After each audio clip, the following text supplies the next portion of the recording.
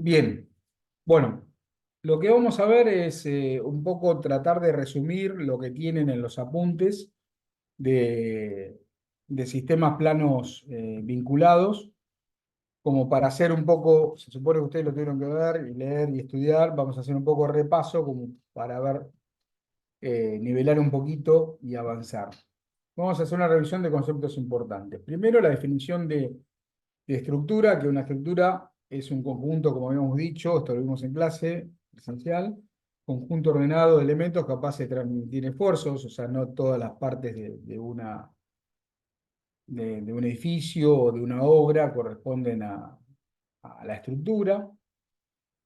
La definición de cargas, ¿no? Son acciones que provocan alteraciones en la estructura, bla, bla. Teníamos fuerzas concentradas, que la medíamos en, por ejemplo, kilonewton, tonelada, fuerzas distribuidas linealmente o fuerzas distribuidas superficialmente. Esto era en relación cómo era la relación de la fuerza en función de dónde estaba aplicada. Eh, Perdón. Habíamos visto que un punto material en el plano tiene 2 grados de libertad y que una chapa tiene 3 grados de libertad. Los desplazamientos de una chapa dijimos que se puede mover. Esperen que tengo sala de espera.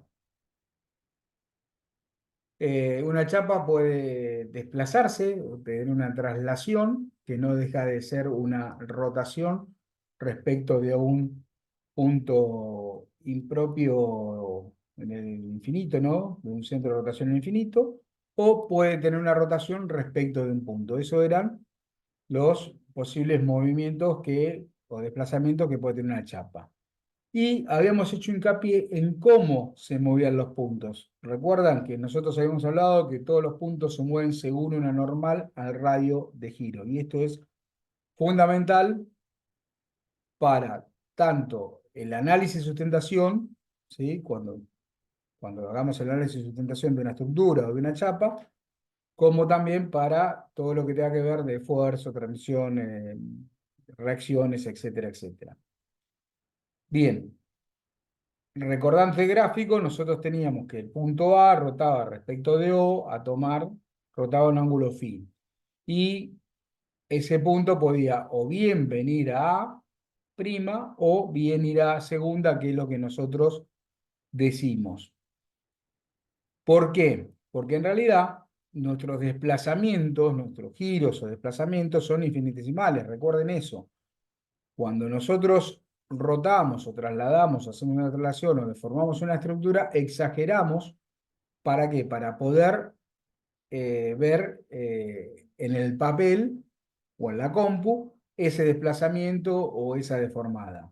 Pero son muy chiquititos. Es decir, que quiere decir que el ángulo phi, cuando rota respecto, el punto A respecto de O, estaríamos acá. Y fíjense que se confunde tanto el arco de circunferencia como el vector de desplazamiento, como la normal al radio de giro o tangente al arco de circunferencia. Por lo tanto, estaríamos acá y decimos que todos los puntos al rotar se mueven según una normal al radio de giro, que si voy un cachito para atrás no deja de hacer esto que tengo acá. O sea, esta traslación es una rotación con un centro impropio en infinito, es decir, la distancia, el radio de rotación, ¿no? Es muchísimo, muchísimo más grande que esta dimensión que tengo acá. Por eso lo asimilamos a un desplazamiento. Bien, sigamos. ¿Qué otra cosa tenemos? Vínculos. Los vínculos, como dice la palabra, vinculan los elementos de la estructura con la Tierra, vínculos externos, o entre sí, que son los vínculos internos. Por lo tanto, los vínculos se clasifican en externos e internos, ¿sí? Y cada uno de ellos, o sea, tanto los externos como los internos, en primera especie, segunda especie o tercera especie, según los grados de libertad que restringen la estructura. ¿Sí? Entonces, para fijar una chapa, que esto lo vimos la otra vez, que tiene 3 grados de libertad, lo que tenemos que hacer nosotros es restringirle 3 grados de libertad. Es decir, podemos poner, como en el primer caso, 3 apoyos de primera especie, porque este restringe 1 grado de libertad, 1 grado de libertad, 1 grado de libertad, La suma de los tres nos restringe los 3 grados de libertad que tiene la chapa, por lo tanto, la podríamos estar fijando con 3 vínculos de primera especie, o un apoyo de primera especie, un apoyo simple y un apoyo doble, porque el doble restringe 2 y el simple restringe 1, 2 más 1, 3, o directamente con un apoyo de tercera especie.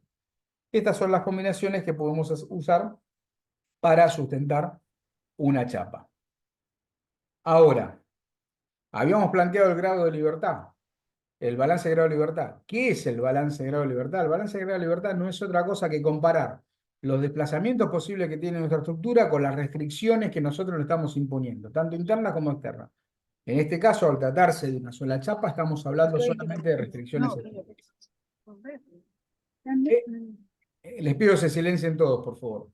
Es decir, o sea, activen el micrófono cuando tengan que consultar algo y me interrumpen, no hay ningún problema. Y el chat no lo leo hasta que no termine la clase. Así que prefiero que me interrumpan, digamos, con audio. Bien, entonces, el balance de grado de libertad no es otra cosa que comparar lo que tengo libre con lo que tengo, con las restricciones que tengo. ¿Qué es lo que figura ahí? O sea, comparo los grados de libertad con los vínculos externos. ¿Sí? Entonces, esa comparación me puede dar 0, mayor o menor que 0. Si es 0, diríamos, supuestamente, y saben por qué, porque ya lo vimos, digo supuestamente, que el sistema sería isostático. Ahora, si es mayor o menor que 0, el sistema o es hipostático o es hiperestático. ¿Cuál es el concepto de ambas palabras, de ambos tipos de estructura? Hiperestático es cuando tengo más vínculos externos, en este caso, porque hablamos de una chapa, que los necesarios. E hipostático es cuando tengo menos, o sea, la estructura se mueve. En el primer caso, hiperestático, la estructura se está sustentando con más vínculos externos, nos va a complicar para calcular reacciones, podemos saber, le sobra. Y en el segundo caso, ¿sí? Si es hipostático, la estructura se sigue moviendo. No nos interesa porque no la vamos a poder resolver y aparte, como les mencioné en clase, no deberían tener desplazamientos a moverse la estructura, no tener desplazamientos infinitesimales de deformar, sino moverse literalmente. Entonces, ¿cuándo es? No me acuerdo si es cuando es mayor que cero hiperestático o cuando es menor que cero es hiperestático, no me acuerdo. Bueno, analizo un poco la ecuación.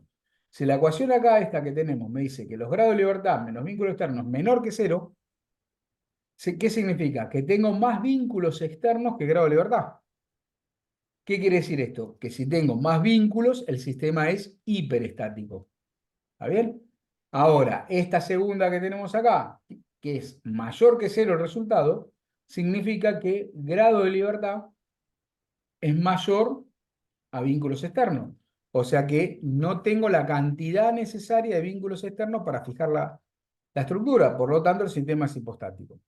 Entonces, ¿por qué este razonamiento y por qué se los menciono? Porque no importa si acá ponen mayor o menor que cero, perdón, si acá ponen grado de libertad menos vínculos externos o ponen vínculos externos menos grado de libertad. ¿Por qué? Porque en realidad lo que es una comparación entre las dos cosas. Si supongamos nosotros acá, en vez de poner grados de libertad menos vínculos externos, pusiésemos vínculos externos menos grado de libertad, si es hiperestático, tengo más vínculos externos que los necesarios. Por lo tanto, esta cuenta tendría que ser positiva. ¿Se entiende? O sea, ¿qué es lo importante de esto? Si tengo más vínculos que los necesarios es hiperestático y si tengo menos vínculos que los necesarios es hipostático. Y el sistema es isostáticos, si los grados de libertad son iguales a los vínculos externos, si tenemos la misma cantidad, o sea que el balance de grado de libertad da cero, pero recuerden que esto es una condición necesaria, pero no suficiente. Es necesario que un sistema sea isostático, para que un sistema sea isostático, que el balance de grado de libertad es cero. Si no da cero, o es hipostático o es hiperestático. Pero no alcanza con eso, por eso no es suficiente esa condición. Tenemos que verificar cómo están distribuidos esos vínculos externos, porque puede ser que estén mal colocados y la estructura se siga moviendo. ¿Cómo hacemos para ver esa distribución de vínculos externos? Si es correcta, analizamos la sustentación de, ese, de esa estructura o de esa chapa.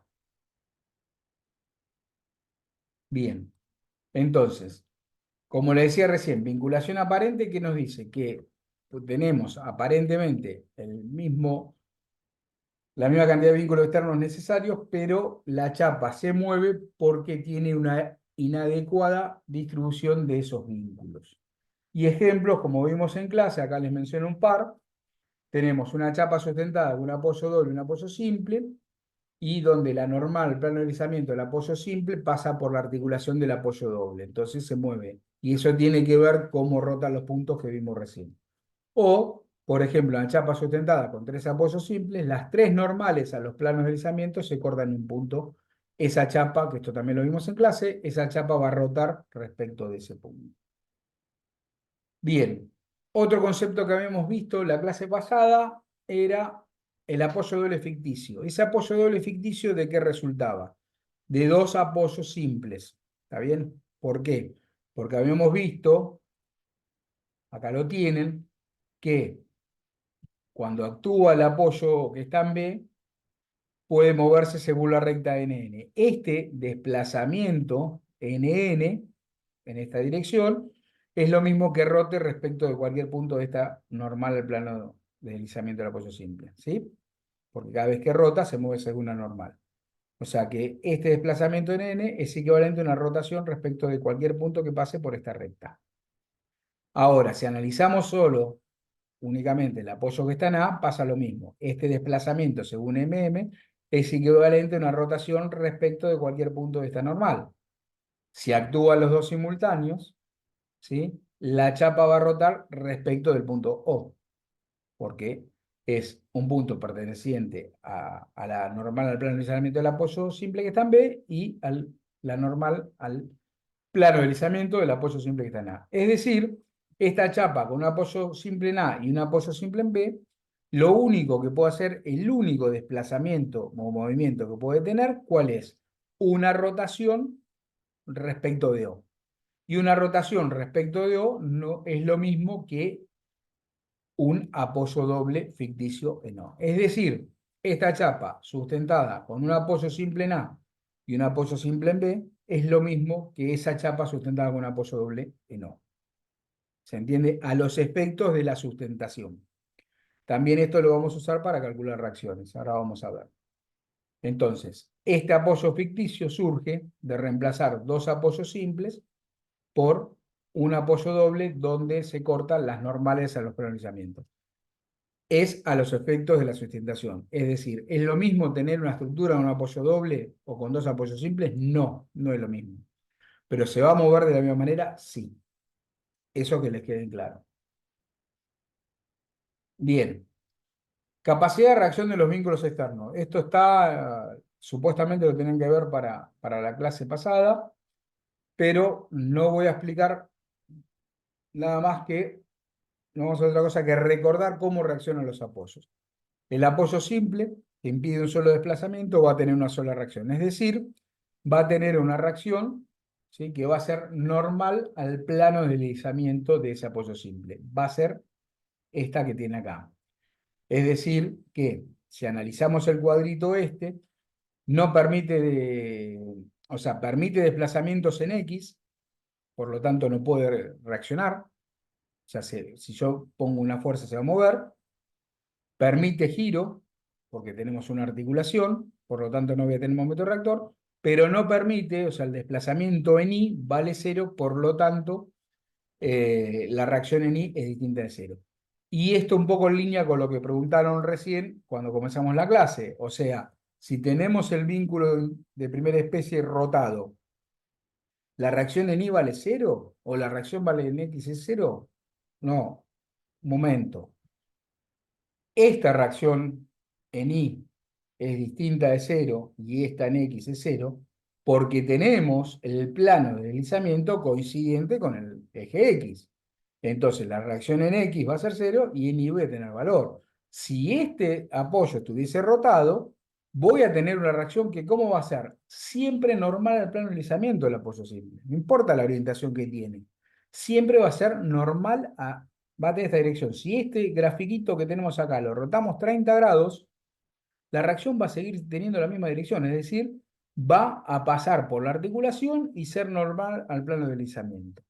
Ahora, cuando trabajemos analíticamente, obviamente Rx va a tener un valor y Ri va a tener un valor, por cómo está puesta la terna en relación a el apoyo simple. O lo que es lo mismo, decir de otra manera, cómo es la dirección del apoyo simple, es decir, el plano de deslizamiento, en relación a los ejes. Si es paralelo a uno de los ejes, vamos a hablar con este idioma. Si no es paralelo, bueno, vamos a tener reacciones, vamos a tener una reacción que va a tener componente en los dos ejes. ¿Se entiende eso? ¿Me siguen hasta acá? Entiendo que sí, por todos los que dicen que sí. Bueno, qué divertido. Sigamos. O sea, es decir, el apoyo simple, la capacidad de reacción es esta. ¿Qué quiere decir esto? Que la reacción debe pasar por la articulación, porque si no pasa por la articulación genera momento, y el momento no lo absorbe la articulación. Esto es como la bisagra a la puerta. Yo genero momento respecto a la puerta cuando quiero abrir o cerrar la puerta, y la bisagra no resiste momento, por eso puedo abrir la puerta. Bueno, pero, ¿qué quiere decir? Que la bisagra no reacciona a ese esfuerzo de momento que le estoy dando. Entonces, tiene que pasar por la articulación para que no rote respecto a este punto y que no genere momento, y a su vez tiene que ser normal el plano de deslizamiento, porque si acá tuviésemos, y esto lo tienen bien detallado en el apunte y en los otros videos, una componente horizontal de esta fuerza, que es la resultante de todas las cargas, esto tendería a moverse para alguno de estos dos lados. De la misma manera, el apoyo doble, la única condición es que la reacción pase por la articulación, puede tomar cualquier dirección. Si tenemos estos ejes X e Y con esta configuración, esto no importa que esté rotado, siempre voy a tener reacción en X y en Y, o sea, siempre puedo tener reacción, puede reaccionar, puede valer cero también, en X y en Y. ¿Por qué? Porque están restringidos los desplazamientos. Al no restringir el giro, nunca voy a tener momento reactor. Esto con vínculos de segunda especie. El otro que habíamos visto es el empotramiento guiado, ¿sí? Que permite el desplazamiento como está ubicado acá en dirección Y y como está ubicado acá en dirección X. Es decir, en el primer caso, el de la izquierda, ¿sí?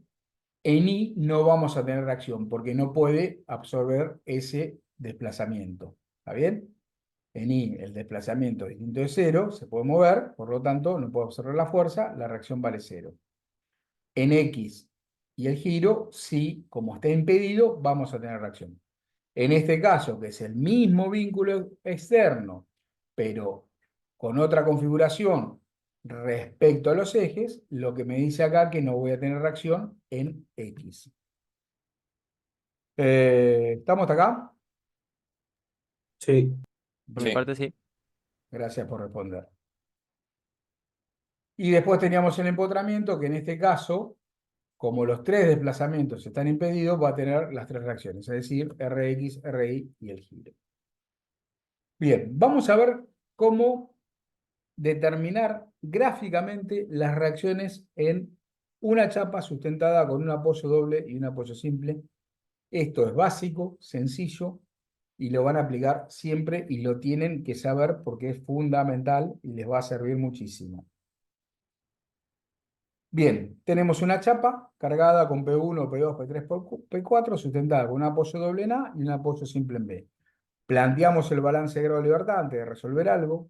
3 grados de libertad, 2 grados de libertad restringe el apoyo doble, 1 grado de libertad restringe el apoyo simple. ¿Es isostático? ¿Es isostático? Les pregunto.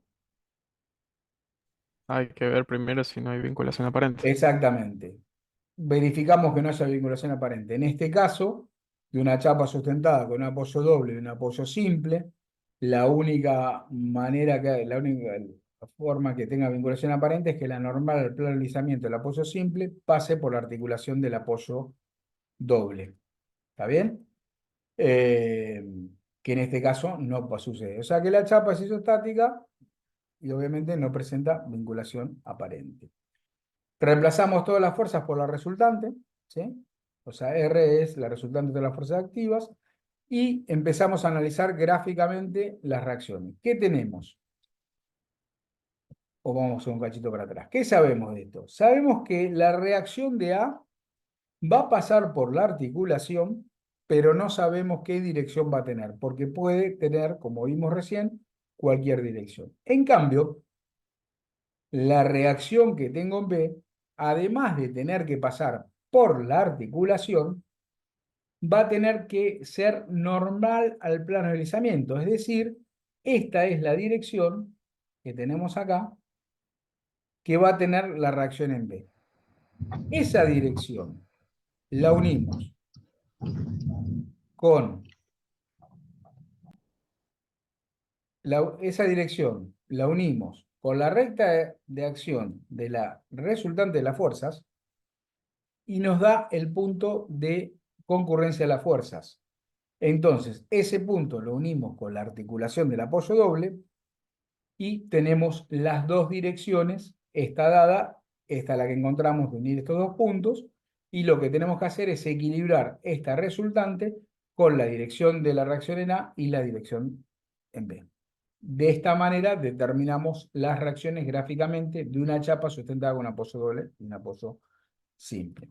Nosotros las reacciones las vamos a poder calcular, vamos a trabajar siempre a mano alzada, y las vamos a poder calcular desde el punto de vista analítico, como vieron en el apunte, o gráficamente. Hay veces que es más fácil plantear una ecuación, aunque sea sin valores, como para determinar el valor o el sentido de una reacción, pero en la medida que se pueda hacer gráficamente es mucho mejor porque eso nos va a servir mucho al momento de trazar los esfuerzos internos, que es lo que viene después de trazar de conseguir las reacciones, calcular reacciones. O sea que los métodos gráficos, si bien los vemos a mano alzada, son muy importantes para el manejo de las estructuras.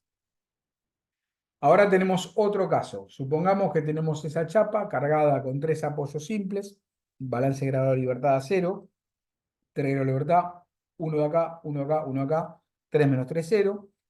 No presenta vinculación aparente porque las 3 normales a los planos de deslizamiento de los apoyos simples en A, en B y en C no se cortan en un punto, así que la chapa es isostática y queremos determinar gráficamente las reacciones que tiene esa estructura con esa carga R. ¿Qué sabemos nosotros? Lo que vimos recién. ¿Cómo van a ser las reacciones del apoyo simple? Van a pasar por la articulación de su apoyo respectivo y van a ser normales al plano de deslizamiento. Es decir, como vimos en el ejemplo anterior, vamos a tener las 3 direcciones. O sea, la reacción en A tiene que pasar por la articulación y ser normal al plano de deslizamiento. Plano de deslizamiento, normal. La B va a tener esta dirección, de la misma manera, y la C va a tener esta dirección. ¿Qué tenemos que hacer nosotros? Equilibrar esa resultante R en esas 3 direcciones no concurrentes. ¿Y eso cómo se hace? ¿Cómo hago? Les estoy preguntando para equilibrar Pullman, ¿no era? por Kuhlmann. Exactamente, por el método de Kuhlmann. Entonces, ¿qué hacemos? Tiramos la auxiliar de Kuhlmann. La auxiliar de Kuhlmann y era una recta que iba entre la intersección de dos de las direcciones y la intersección de la otra dirección con la recta de acción de la resultante. Es decir, en este caso, elegimos la dirección A y B, el punto M, y la dirección C con la recta de acción de la resultante que nos da el punto N. Y ahí trazamos la recta auxiliar. Entonces, transformamos el sistema en dos veces los dos pasos de equilibrar una fuerza en dos direcciones concurrentes. Es decir, nosotros tenemos la fuerza R, lo que primero hacemos esta R, la equilibramos en C y el auxiliar, que son fuerzas concurrentes las tres. Y luego esta auxiliar, ahora la vamos a ver, la descomponemos en la dirección de B y la dirección de A. Y ahí tenemos las reacciones. ¿Está bien? ¿Sí? ¿Se entiende? Aplicamos el método Kuhlmann. Ahora, nosotros habíamos visto recién que dos apoyos dobles, perdón, dos apoyos simples pueden reemplazarse por un apoyo doble ficticio. Entonces, supongamos que el apoyo que está en A y el apoyo, perdón, que está en B, los vamos a reemplazar por un apoyo doble ficticio donde se cortan las normales. Eso lo habíamos visto y se podía hacer. Es decir, nuestra chapa, que originalmente está sustentada con un apoyo simple en A, un apoyo simple en B y un apoyo simple en C, ahora la tenemos sustentada con el apoyo simple en C y un apoyo doble ficticio en M. ¿Está bien? Entonces, tenemos que calcular las reacciones para una chapa que está sustentada con un apoyo simple y un apoyo doble, que es lo que vimos hace un ratito, el primer ejemplo. ¿Qué hacemos? Donde la dirección de la normal al apoyo simple, en este caso el que queda, no, ahí. En este caso, el que dejamos fue este y reemplazamos estos dos. Esta se corta con la recta de acción de la resultante, ahí el punto N, lo unimos con la articulación del apoyo doble y tenemos las dos direcciones. Es decir, esta R la equilibramos en la dirección C y en la dirección MN, ¿sí? Del apoyo doble ficticio. Ahora, ¿la C es reacción? Sí, ya va a ser la reacción. Pero la fuerza que tengo acá, ¿sí? Entre M y N, es la reacción del apoyo doble ficticio. Pero el apoyo doble ficticio, ese apoyo real, valga la redundancia que estoy diciendo, de la estructura, no, porque ese apoyo doble en realidad surge de estos dos apoyos simples. Es decir, lo que hacemos es la reacción de este apoyo doble ficticio, la descomponemos en la dirección de A y en la dirección de B, y obtenemos las reacciones. Es decir, estamos aplicando Kuhlmann. ¿Está bien? ¿Por qué? Porque Kuhlmann, repito, nosotros tenemos la R para equilibrar en tres direcciones. Entonces, ¿qué me dice Kuhlmann? Esta R la equilibrio entre esta dirección C y esta auxiliar, y esta auxiliar la descompongo en las dos direcciones A y B.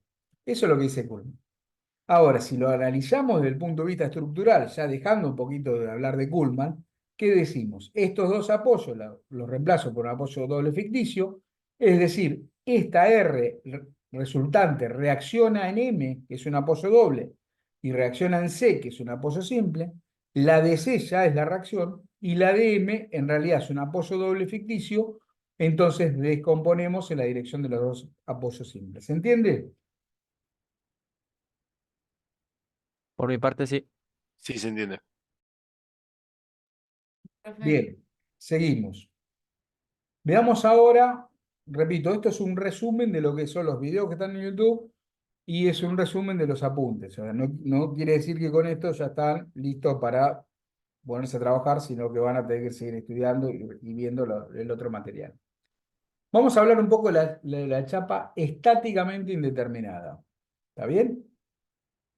Entonces, supongamos que tenemos una chapa sustentada con dos apoyos dobles acá, ¿sí? Y lo que hacemos, tenemos esta resultante, y como sabemos que la reacción en A y la reacción en B tienen que pasar por articulación y pueden tomar cualquier dirección, yo considero el punto M', uno con cada articulación, determino las dos direcciones y equilibrio esta resultante R de las fuerzas activas en A y en B, obteniendo estas dos reacciones. Eso lo hace el profesor. Viene el jefe de trabajo práctico y en vez de tomar el punto M', dice, no, yo voy a considerar M segunda que está acá, lo uno con las articulaciones, porque sé que las reacciones en A y en B tienen que pasar por las articulaciones, y equilibrio esta fuerza con esas dos direcciones. Viene otro y dice, no, yo voy a tomar M2, M3. ¿Está bien? Y tengo esas. Es decir, todas estas opciones que tengo acá, cuando consideramos M', M segunda, M tercera, y los puntos que quieran considerar, todas esas son equilibrantes de esa fuerza. ¿Está claro? O sea, esta reacción RA tercera y RB segunda son reacciones de R, o sea, está en equilibrio esa chapa. Pero si en vez de considerar esas reacciones, eh, si en vez de considerar esas reacciones, consideramos RA segunda y RB segunda, también son reacciones de esa, y así todas. Es decir, hay infinitas soluciones, por lo tanto, la chapa es estáticamente indeterminada. ¿Y qué tienen acá la chapa estáticamente indeterminada? Está bien, porque ¿qué estructura estamos tratando de resolver? ¿Es isostática esa estructura? Es hiperestática. Es hiperestática, por eso es estáticamente indeterminada. Nosotros no podemos resolver con las herramientas de la estática, con las ecuaciones de la estática, no podemos resolver estructuras hiperestáticas. Nos vamos a tener que meter un poco con ecuaciones de compatibilidad de deformaciones, de elasticidad, que lo vamos a ver en análisis estructural 1. ¿Estamos? Entonces, por eso se llama estáticamente indeterminada. ¿Cómo calculamos las reacciones en forma analítica? Bueno, nosotros lo que estamos planteando es el equilibrio. Y el equilibrio quiere decir que la sumatoria de todas las fuerzas activas y reactivas tiene que ser igual a cero. O sea que en nuestra estructura, nosotros esto lo vamos a poder resolver con dos ecuaciones de proyección, una proyección de momentos o tres ecuaciones de momento con las mismas consideraciones cuando vimos fuerzas no concurrentes. ¿Por qué? Porque en realidad estamos frente a un sistema de fuerzas no concurrentes y lo que tenemos que hacer es plantear el equilibrio, donde nuestras incógnitas van a ser las reacciones. O sea que analíticamente plantean la resolución de un sistema de fuerzas no concurrentes. Vamos a ver un ejemplo.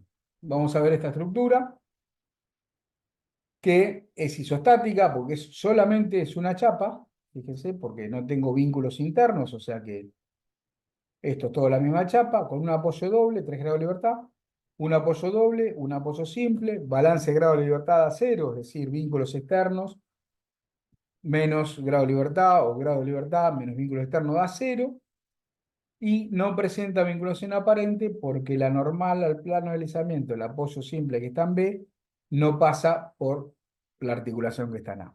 ¿Está bien?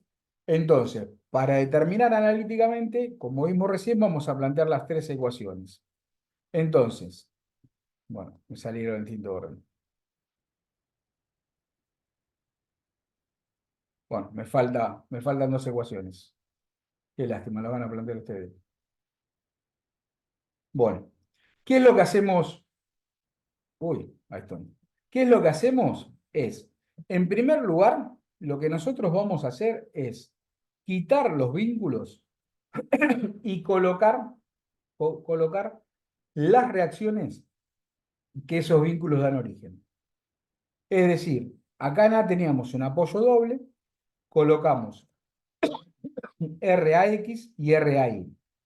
Y acá tenemos un apoyo simple, colocamos RB, que es normal al plano de deslizamiento. Y esas reacciones siempre las vamos a suponer de sentido positivo, ¿sí? Según nuestra terna que tenemos acá, terna global, que positivo es Y hacia arriba y X hacia la derecha. O sea que RAX la suponemos positiva hacia la derecha y RAI y RB hacia arriba positiva. Son sentidos opuestos. ¿Tienen ese sentido las reacciones? No, no tienen ese sentido las reacciones. Es lo que yo supongo para poder plantear las ecuaciones y luego obtener los resultados. Bien, entonces, ¿qué hacemos? Planteamos sumatoria de fuerzas en A, en X, perdón, igual a cero. Entonces, lo que hacemos es, ponemos, yo lo que para mí me parece más cómodo siempre es primero empezar por las reacciones y después recorrer la estructura de izquierda a derecha para no olvidarme de ninguna fuerza. Entonces, sumatoria de fuerzas en X igual a cero, traten de seguirme o vayan anotando. ¿Qué tenemos? Reacciones solamente RAX, positiva. O sea que sumatoria de fuerzas en X es RAX y empiezo a recorrer la estructura. No tengo nada, esta no tiene componente en X, esta triangular tampoco tiene componente en X, sigo recorriendo y encuentro 3, que según nuestra terna es positiva. O sea que, ¿qué tenemos? RAX más 3 toneladas. Eso es igual a 0. De esa ecuación despejo que RAX vale menos 3 toneladas. ¿Está bien? Me dio negativa. Bien, ahora planteamos sumatoria de fuerzas en I. De la misma manera, igual a 0, ¿no? El equilibrio. ¿Qué hacemos? Yo para ser ordenado digo, bueno, pongo primero las reacciones. Tengo RAI y RB. O sea, las dos hacia arriba, o sea que en la ecuación pongo RAI más RB. Y empiezo a recorrer la estructura desde el punto A. Empiezo a recorrer y que tengo 2 toneladas hacia abajo, negativo. O sea que tenemos RAI más RB menos 2 toneladas. Sigo recorriendo y encuentro en dirección de I esta carga triangular. ¿Cuánto vale la resultante? El área del triángulo. 2 toneladas por metro por 3 metros, que es esta distancia, esta longitud, sobre 2, con signo negativo. ¿Está bien? No tengo ninguna otra fuerza ni, eso igual a 0. ¿Está bien? Y la tercera ecuación, ¿sí?, sería la de momentos. Sumatoria de momentos en cualquier punto del plano es igual a 0. Puedo tomar este punto A, este punto B, el punto C, el punto D, este que estoy señalando acá, este que me voy acá arriba señalando, cualquier punto en el plano. ¿Dónde voy a tomar momentos? ¿Dónde me conviene? Y nos conviene tomar momentos, la ecuación de momentos, sobre la recta de acción de alguna de las reacciones. ¿Por qué? Porque las reacciones son incógnitas. Entonces, si la recta de acción de la reacción pasa por el centro de momento, no genera momento porque no tiene distancia. Entonces, ¿dónde voy a tomar? Acá en este punto que estoy considerando en el medio, sí puedo tomar. Pero ¿qué pasa si tomo en B o en A? Si tomo en A, por ejemplo, anulo RAX porque no tiene momento, porque pasa por el punto A, y anulo RAI acá. ¿Qué significa que anulo? La saco de la ecuación, porque cuando planteé la sumatoria de momentos, todas las fuerzas activas o reactivas, cuando planteé el de RAX y el de RAI va a ser 0. ¿Por qué? Porque el brazo de palanca vale 0. Entonces, de esa manera, lo bueno que tiene es que si tomamos en algunos puntos característicos como ese, nosotros lo que logramos es bajar la cantidad de incógnitas dentro de la ecuación, por lo que hacemos un sistema de ecuaciones más fácil para resolver. Entonces tomamos sumatoria de momento en A, ¿sí? Esa sí la tienen acá, acá me pueden seguir. Entonces, RAI X y RAI no genera momento, así que no las pongo. Voy con la otra reacción. RB. RB sí genera momento. Entonces pongo RB por esta distancia, que es el brazo palanca, por 3 metros. Después me fijo el signo. Esto tiende a girar en sentido antihorario, según nuestra convención es positivo, le pongo el signo más. Ahora empiezo por el otro lado. 2 toneladas. Tomo un momento nada. 2 toneladas, el brazo de palanca es 1. 2 por 1. ¿Está bien? Tiende a girar también en sentido antihorario, por lo tanto le coloco el signo más. Sigo recorriendo la estructura y que encuentro la carga triangular, que la resultante, ¿cuánto vale? Un medio de 2 toneladas por 3. O sea, un medio de 2 toneladas por metro por 3 metros. ¿Y por dónde pasa? Por el baricentro, a un tercio de la base, o sea, a un metro. Entonces es esa fuerza por un metro. Y esta gira en sentido de las agujas del reloj, por lo tanto es negativo. Por eso le pongo el signo menos. Sigo recorriendo y ¿qué tenemos? 3 toneladas acá. 3 toneladas por 3 metros. 3 toneladas por 3 metros. ¿Sí? Estoy tomando nada. Ahora, ¿esto cómo tiende a girar? En sentido horario, por lo tanto le pongo el signo negativo. Vamos. O sea, no estoy haciendo otra cosa que tomar momentos en un sistema de fuerza no concurrente. Listo, perfecto. Reemplazo y obtengo los resultados de las 3 reacciones en este caso. ¿Qué es lo que hacemos después? Es reemplazamos por los sentidos correctos. ¿Por qué? Porque si a nosotros el resultado del valor de las incógnitas, fíjense que tenemos RB 3,33, sale la ecuación, de la otra ecuación RAI 1,67, y habíamos visto que RAX valía menos 3 toneladas, ¿sí? Que me faltó acá, de la primera ecuación, menos 3 toneladas. Es decir, tengo 2 reacciones positivas y una negativa. ¿Qué significa eso?